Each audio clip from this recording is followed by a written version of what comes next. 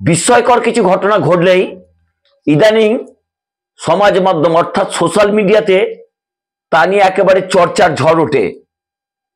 তবে সেই বিষয়গুলি যদি রাজনৈতিক হয় তাতে কিন্তু গদি মিডিয়া খুব একটা মাথা ঘামান না, কারণ সকলকেই তাদের গদি বাঁচিয়ে রাখতে হবে, তাদের সংবাদ মাধ্যমকে বাঁচিয়ে রাখতে হবে এবং তাদের টিআরপিকে বাঁচিয়ে রাখতে হবে। কেউ রোষানলে পড়তে চায় না, কিন্তু সমাজ মাধ্যমে তা নিয়ে কিন্তু চর্চার ঝড় ওঠে। ইদানিং বেশ কয়েকটি বিষয় সমাজ মাধ্যমে যথেষ্ট চর্চা হচ্ছে, তার মধ্যে অত্যন্ত গুরুত্বপূর্ণ রাজনৈতিক সঙ্গে জড়িত লোকসভার স্পিকার ওম বিড়লা, তার কন্যা অঞ্জলি বিড়লা এক চান্সে ইউপিএসসি পাস করেছেন। সত্যি এক বিস্ময়কর ব্যাপার। তা নিয়ে কিন্তু প্রচার মাধ্যমে যথেষ্ট ঝড় উঠেছে। এই সমাজ মাধ্যমে লেখালেখি শুরু হয়েছে, বিভিন্ন নিন্দুকেরা তা নিয়ে প্রচার করছেন যে যেহেতু তার বাবা ওম বিড়লা লোকসভার স্পিকার, সেই পদকে ব্যবহার করে তিনি নাকি ইউপিএসসি পরীক্ষায় প্রথম চান্সে 3টি পরীক্ষা হয়, 3টি পরীক্ষাতে তিনি পাস করেছেন এবং এক চান্সে তিনি ইউপিএসসি পাস করে আইএএস হয়েছেন। বর্তমানে তিনি রেলে কর্মরত। তার প্রাথমিক শিক্ষা শুরু হয়েছিল কোটাতে, সেখান থেকে তারপরে দিল্লির একটি বিশ্ববিদ্যালয় থেকে তিনি পলিটিক্যাল সায়েন্স নিয়ে পাস করেন, গ্র্যাজুয়েট হন।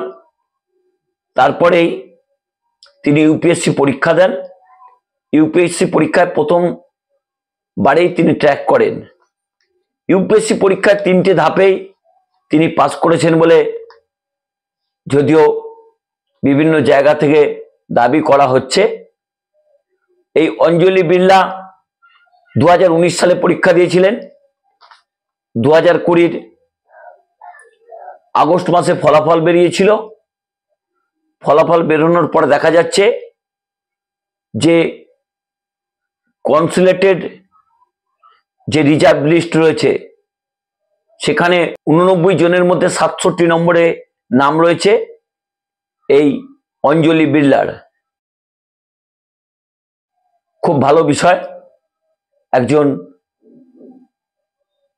মডেলিং করতেন, মডেলিং করতে করতে তিনি সেই মডেলিং পেশাকে ছেড়ে বাবার মতো রাজনীতিতে যাননি।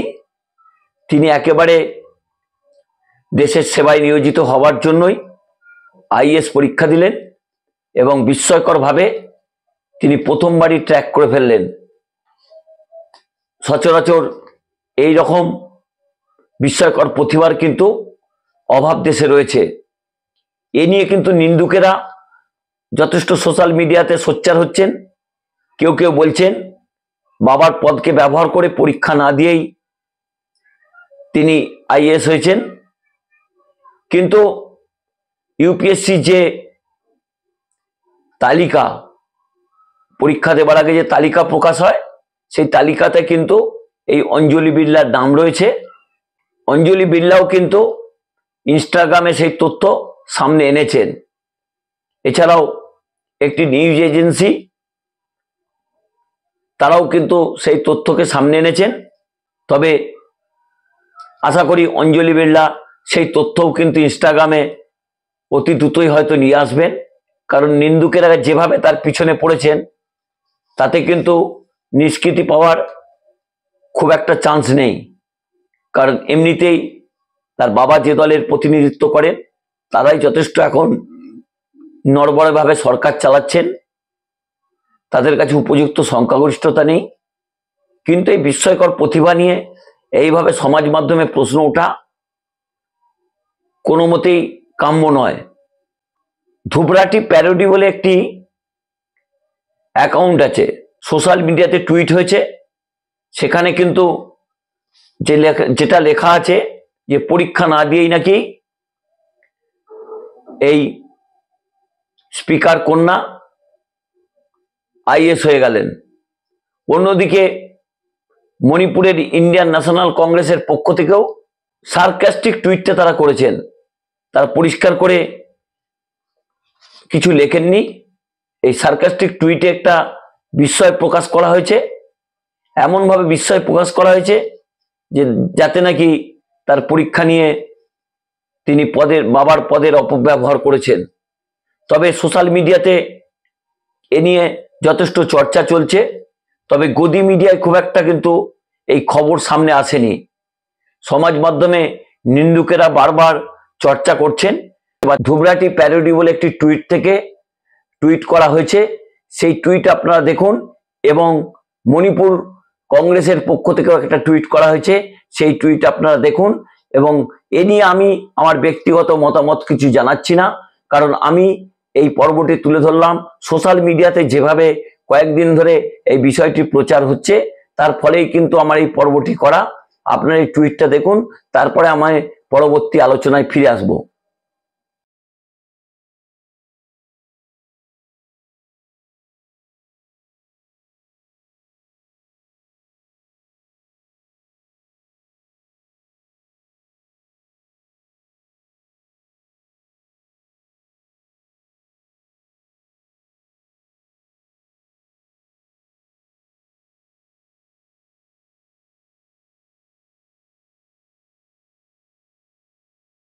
সমাজ মাধ্যমে যেসব কথাবার্তা লেখা হচ্ছে যে অঞ্জলি বিড়লা নাকি ইউপিএসসি পরীক্ষা দেননি, তিনি বাবার পদকে ব্যবহার করেছেন, তিনি নামমাত্র পরীক্ষার ফর্ম ফিল আপ করেছিলেন, কিন্তু যেহেতু তার বাবা অত্যন্ত গুরুত্বপূর্ণ নেতৃত্ব, এছাড়াও তিনি লোকসভার স্পিকার, সেই পদকে নাকি ব্যবহার করা হয়েছে এবং ব্যবহার করে নেটের মতো দুর্নীতি করে তাই নিয়ে চাকরি পেয়েছেন 2019 সালে। তখন সমাজ মাধ্যমে কিন্তু তা নিয়ে কোনো প্রশ্ন ওঠেনি। হঠাৎ করে যখন নিট এবং নেটের দুর্নীতি সামনে এসেছে, অর্থাৎ ডাক্তারি পরীক্ষার যে দুর্নীতি সামনে এসেছে, তারপরেই কিন্তু সমাজ মাধ্যমে এটা নিয়ে যথেষ্ট চর্চা হচ্ছে। সমস্ত রাজনৈতিক দলের পক্ষ থেকেই কিন্তু তা নিয়ে তারা বিকৃত টুইট করছেন বা মন্তব্য করছেন।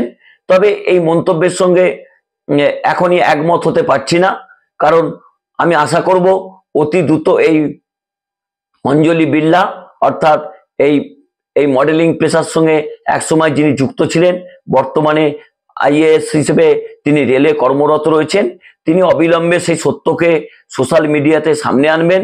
যদিও ভারতীয় জনতা পার্টির পক্ষ থেকে এই অপপ্রচার বলে তারা উড়িয়ে দিয়েছেন, তবে সমাজ মাধ্যমে যেভাবে এই প্রচার হচ্ছে তাতে কিন্তু যদি অঞ্জলি বিড়লা সেই তথ্যকে সামনে না আনেন, তাহলে কিন্তু মানুষের মনে একটা দুশ্চিন্তা থেকেই যাবে এবং মানুষের যে প্রশ্ন, সেই প্রশ্ন চিহ্নগুলো কিন্তু থেকেই যাবে।